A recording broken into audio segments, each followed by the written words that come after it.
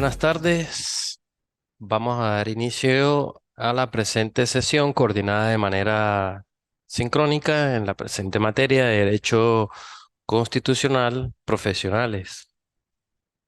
Eh, de antemano, pues bienvenidos todos los estimados participantes al presente curso de la materia y de manera presencial online.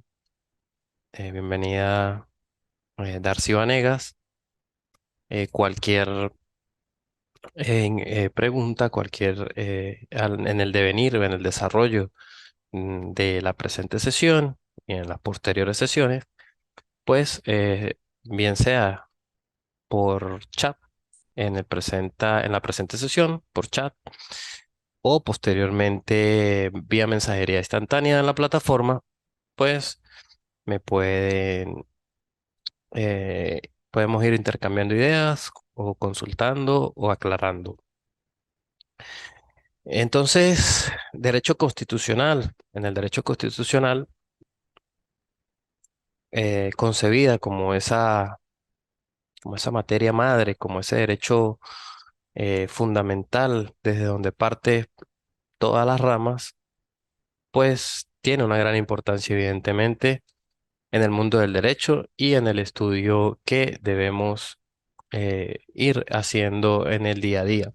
Entonces, este derecho constitucional, en la presente materia, lo vamos a observar eh, en varias unidades. Derecho constitucional. En esta presentación para profesionales vamos a ver varias unidades, iniciando por el derecho constitucional, la Constitución, las formas del Estado, la organización del poder público, los deberes, derechos y garantías constitucionales, la división vertical del poder público, las fuentes del derecho según la Constitución de 1999, los derechos y garantías constitucionales en la Constitución, eh, el derecho constitucional y su referencia con la política. Aparte de las sesiones que vamos a hacer de esta forma, coordinadas de manera síncrona, también, pues posteriormente van a observar ustedes en plataforma otras sesiones en las cuales pues va a estar desarrollado el contenido programático de la presente materia. Ya hemos ido desarrollando algunas actividades evaluativas que fueron previamente asignadas y acordadas en el plan de evaluación, ¿sí? Este, bueno, vamos a hablar hoy un poco de lo que es este derecho constitucional, hablando de lo que es la Constitución, ¿sí? Entonces, vamos a establecer un concepto de Constitución. Evidentemente, debemos destacar que para querer conceptualizar, llevar un concepto de lo que es la Constitución, pues evidentemente este término siempre ha generado dentro de lo que es esta disciplina jurídica una gran variedad de conceptos que si vamos a analizarlo, pues genera una larga tarea, evidentemente, que al final pues es a irnos a trabajos realizados por eminentes constitucionalistas que han logrado una labor de clasificarlo conforme a los elementos para tener un denominador común y para tener algunos conceptos como tal de ello.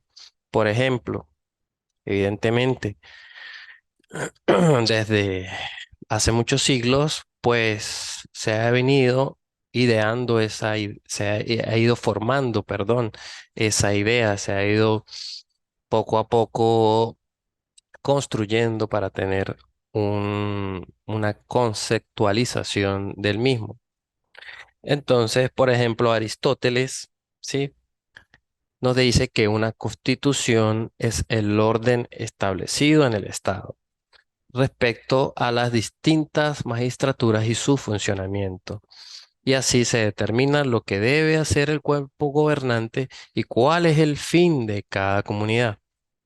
Luego conseguimos a un autor, como pudiera ser Fernando Lasalle, que en su trabajo, que nos dicen qué es una constitución, realiza una serie de reflexiones en donde se detiene a afirmar que la constitución no es una ley como otra cualquiera, sino que es la ley fundamental del país. Y ante tal afirmación, pues genera otra serie de interrogantes y que luego lo llevan a concluir que la verdadera constitución de un país solo reside en los factores reales y efectivos del poder que en ese país rigen. Y entonces, pues, las constituciones escritas no tuvieran valor ni son verdaderamente duraderas si no son esa expresión fiel a los factores de poder imperantes en la realidad social. Para los ingleses, la constitución es normalmente un documento solemne en el cual pues establecen que lo que es el trabajo y las principales funciones de los órganos del Estado son declarados como principios de actuación de los órganos de ese Estado. Estos agregan que una constitución no necesariamente contiene las reglas detalladas sobre las cuales descansa el trabajo de las instituciones de gobierno. Luego conseguimos otra definición, como es un tratadista que es Viscaretti, nos dice que en un primer sentido institucional, eh, la constitución significa estatus, significa orden, significa conformación y que es la estructura esencial de un ente o de un organismo en general. Y así como se habla de la constitución especial de un ser viviente, por ejemplo, también podrá referirse a la determinada constitución de un ordenamiento jurídico, aludiendo al esquema fundamental que es determinado por un conjunto de sus principales instituciones. Y así, pues la constitución se llamará el ordenamiento supremo, por ejemplo, puede existir de una iglesia, de una colonia y por supuesto de un estado. Entonces él sigue agregando de lo que es esa parte, eh, lo que es esa parte normativa, entiende por constitución en un sentido meramente sustancial como todo aquel complejo de normas jurídicas fundamentales que sean escritas o no y que son capaces de trazar líneas maestras en el mismo ordenamiento. Por último, Humberto Enrique Larroche, postulando una definición de Adolfo Posada, nos dice que la Constitución es la expresión del régimen jurídico de un Estado con respecto a la organización de los poderes y de las instituciones de las cuales encarna prácticamente el ejercicio de la soberanía y también lo que es la limitación del Estado frente a los derechos individuales. Ahora, ¿de dónde parte todo esto de lo que son las constituciones? ¿Cuál es su origen? Pues como tal, lo van a ver que conseguimos como origen que las constituciones tiene ese antecedente en la Constitución inglesa, que es un sistema adaptado, posteriormente adaptado por la Constitución de los Estados Unidos de Norteamérica a raíz de su independencia y poco después también en Francia en 1791. También algún autor afirma que esa idea de ley fundamental y escrita con carácter de garantía tienen unas raíces más antiguas llegando hasta la Edad Media. Entonces, normalmente vemos que existe una constitución escrita en la cual la constitución lo determina de que ese conjunto normativo que la integra está contenido en un solo instrumento, es decir, codificada en un solo texto. Esta tendencia a considerar que la constitución debe plasmarse en un instrumento único contentivo de las instituciones básicas del Estado surge a partir de las ideas que inspiraron y nacieron con las revoluciones norteamericanas y francesas. La Constitución concebida de esta manera transmite mayor confiabilidad y espera de que quienes detentan el poder se lleven o se acaten esas disposiciones constitucionales. Entonces, como contraparte a ello, tenemos las constituciones no escritas. A este tipo de constituciones también se le llaman no codificadas, dispersas o inorgánicas, en cuanto a que los preceptos y organización del Estado no están contenidos en un texto único, es decir, se hallan codificadas. Sin embargo, es de advertir que cuando se habla de constituciones no escritas, no quiere con ello significarse que no existe nada escrito. Fundamentalmente caracteriza este tipo de constituciones el estar formado por la costumbre. De allí que se le llame también como consuetudinaria. Luego conseguimos las constituciones rígidas y las constituciones flexibles. En este caso, clasificarla de esta forma como rígida y flexible depende de la menor o mayor facilidad que tengan para cambiarlas o para reformarlas. Entonces, esas constituciones rígidas emanan como un acto de voluntad del poder constituyente y su reforma debe tramitarse por los procedimientos diferentes y por consiguiente más complejos de los que se emplean para dictar y reformar leyes ordinarias. Entonces, en estos casos debe contar con la participación del mismo poder constituyente. Además, hay que hacer mención y de ser muy puntuales que toda constitución rígida necesariamente debe estar expresada en forma escrita, es decir, contenida en un texto único. La constitución rígida tiene el más alto nivel jerárquico en el nivel jurídico del Estado. Por consiguiente, goza de supremacía frente a las demás normas.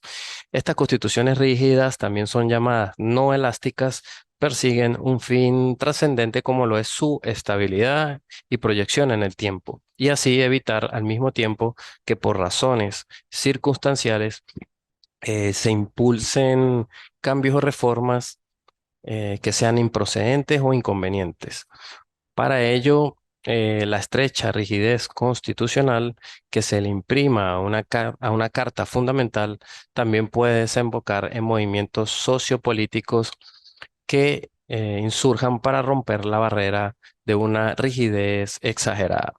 Por ejemplo, nuestra Constitución del 61, derogada, aun cuando contemplaba una reforma constitucional de tipo general, con la participación final del poder constituyente y a través de un referéndum, como lo era el 246, sin embargo, ofrecía grandes dificultades para adecuar los cambios políticos y sociales requeridos, por lo que pues se dio un largo proceso en ese momento para adecuar su reforma estructural. En cambio, en la Constitución del 99 contemplan varios mecanismos mucho más expeditos para eventuales enmiendas y reformas, y también algunas disposiciones que están allí para lo que es la Asamblea Nacional Constituyente, con el objeto de transformar el Estado y crear un nuevo ordenamiento jurídico. Como contraparte a este tipo también conseguimos, a este tipo de constitución, conseguimos lo que son las constituciones flexibles. Estas constituciones flexibles pueden ser modificadas por el poder constituido, como es el caso de la constitución inglesa.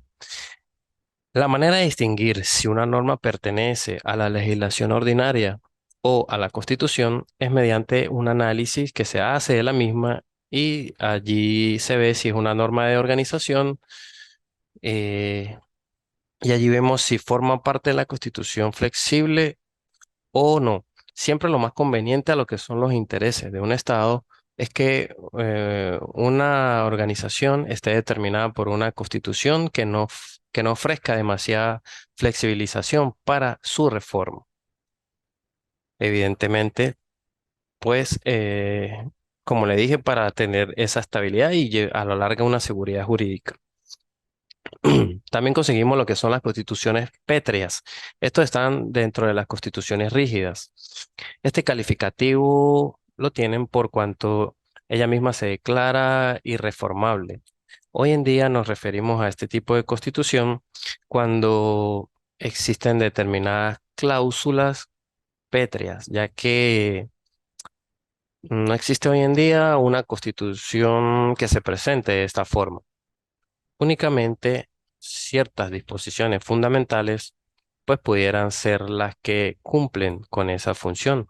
Por ejemplo, forma de gobierno, los derechos individuales. Conforme a esa apreciación, el artículo 6 de la Constitución del 99 actual nos dice en una parte muy específica en donde nos dice que el gobierno de la República Bolivariana de Venezuela es y será siempre democrático, participativo, electivo, descentralizado, alternativo, responsable, pluralista y de mandatos revocables.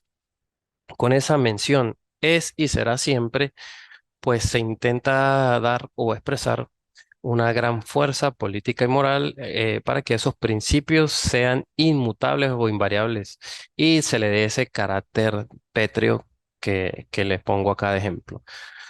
También conseguimos las constituciones sumarias y las constituciones desarrolladas. Las constituciones escritas pueden ser sumarias o desarrolladas. Las primeras son aquellas que contienen solamente principios generales y fundamentales de la organización de los órganos del Estado y enuncian además lo que es estrictamente necesario a su forma de Estado, a su forma de gobierno y el ejercicio de la soberanía. Es decir, son muy parcas. Por consiguiente, no se amplían en principios básicos organizativos. Y como contraparte, las constituciones desarrolladas se caracterizan por cuanto incorporan reglas detalladas más propias de la legislación ordinaria. Y por último, dentro de esta clasificación conseguimos las constituciones otorgadas, pactadas y democráticas. La primera, la constitución otorgada, deriva de la sola voluntad del soberano, pero del soberano establecido como aquel emperador o aquella figura que todo lo decide. Entonces, de esa sola voluntad depende a este tipo de constitución en el que pide que esta constitución la pide un jefe del Estado como poderes absolutas. Disculpe, me están notificando que no me escuchan. No sé si eh, tengo Se le va correcto. mucho la señal, profesor. Lo que pasa es que hubo una pequeña interrupción eléctrica, entonces, bueno, no sé si será por ese tema. Vamos a todas maneras a avanzar porque nos quedan pocos minutos. Siempre estuvimos ahí un poco interrumpidos por ese tema, pero posteriormente yo voy a subir el link tanto con esta como con otras sesiones a los efectos de cubrir el contenido programático. Bueno, entonces, hablando de lo que son, hablando de esas pactadas, pues hace referencia a lo que son, perdón, las pactadas no, a las que son impuestas, son más a lo que son a los regímenes dictatoriales. Ahora, la constitución pactada es el resultado de un acuerdo entre quien detenta el poder y las clases sociales. Así, evidentemente, para solventar reclamos sociales, políticos, económicos, eh, pues allí hay un consenso. Y por último, conseguimos las constituciones democráticas que nacen por voluntad del pueblo, es decir, producto del ejercicio de la soberanía, de la soberanía popular. Ahora, el preámbulo de la Constitución. Y este, pues, representa la antesala del texto constitucional y por tanto está fuera del articulado de la Constitución. Y este se define como una declaración solemne que precede al cuerpo normativo de la Constitución y que traduce una serie de propósitos y anhelos de los constituyentistas, en donde por lo general se enfatiza sobre el reforzamiento de ciertos principios fundamentales que orientan el fin supremo del Estado, así como el propósito de resguardar y garantizar los valores supremos del hombre, la libertad, el principio de la dignidad humana, la justicia y la efectividad de los derechos y garantías del ciudadano, entre otras. Muchas veces no entendemos alguna parte o algún articulado y tenemos allí que ir allá a esa parte, a ese preámbulo, a esa antesala, puesto que pues allí vemos cuál es la voluntad o en qué se inspiró el legislador para determinado artículo o para determinada disposición.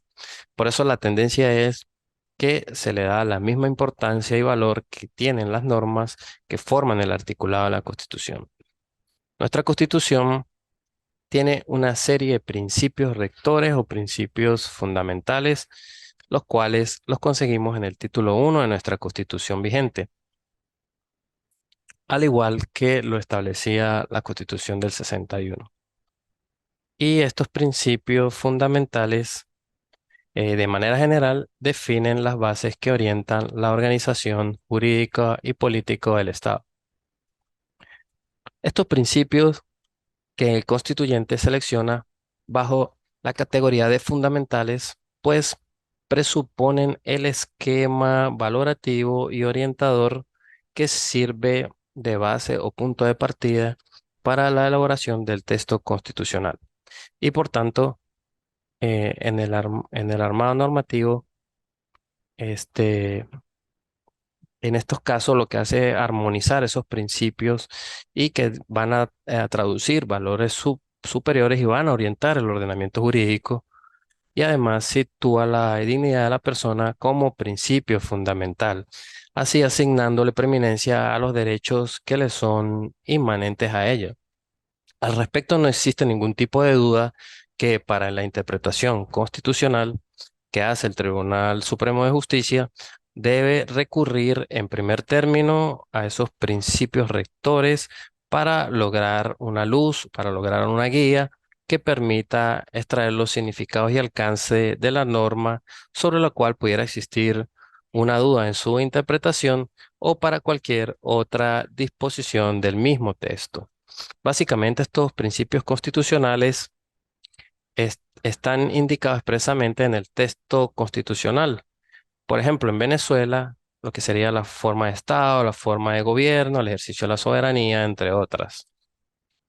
Estos principios los conseguimos consagrados en el artículo 1 al artículo 9 de la Constitución.